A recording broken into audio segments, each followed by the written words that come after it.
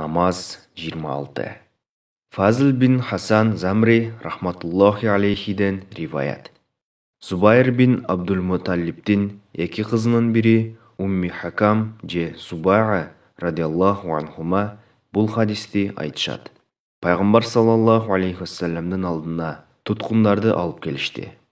Мен кішінекей сіңдім жана Фатима радиаллаху анха үшеуміз пайғамбар саллаллаху алейхи вассаламға барып, өз арызымуың түйшігімізді айтып арыздандық. Тұтқындардан бізге қызматшы бөліп берусін өтіндік. Пайғамбар саллаллаху алейхи вассалам айтты: Бадыр қызматшыларға абдан мұқтаж, бирок мен сілерге қызматшылардан да пайдалуу нәрсени үйрөтөмүн.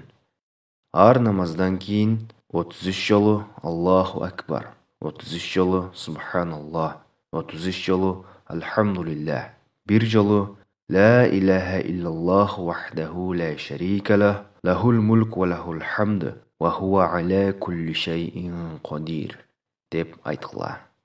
Фазл бин Хасан Замри рахматуллахи алейхиден риваят. Зубайр бин Абдул-Муталибтин екі қызының бірі Умми Хакам же Субаға радиаллаху анхума бұл хадисті айтышады. Пайғамбар саллаллаху алейхи вассаламның алдына тұтқындарды алып келішті.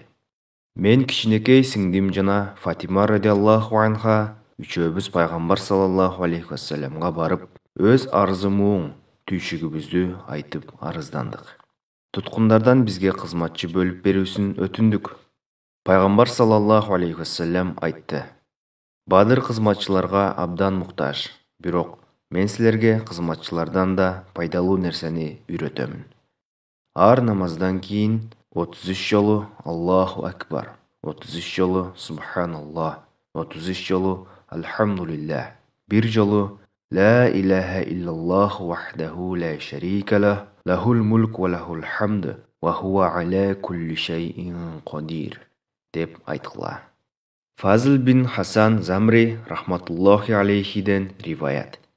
Зубайр бин Абдул-Муталибтин екі қызының бірі Умми Хакам же Субаға радиаллаху анхума бұл хадисті айтышады. Пайғамбар саллаллаху алейхи вассаламның алдына тұтқындарды алып келішті. Мен кішінекей сіңдім жана Фатима радиаллаху анха үшеуміз пайғамбар саллаллаху алейхи вассаламға барып, өз арызымуың түйшігімізді айтып арыздандық. Тұтқындардан бізге қызматшы бөліп берусін өтіндік. Пайғамбар саллаллаху алейхи вассалам айтты: Бадыр қызматшыларға абдан мұқтаж, бирок мен сілерге қызматшылардан да пайдалуу нәрсени үйрөтөмүн.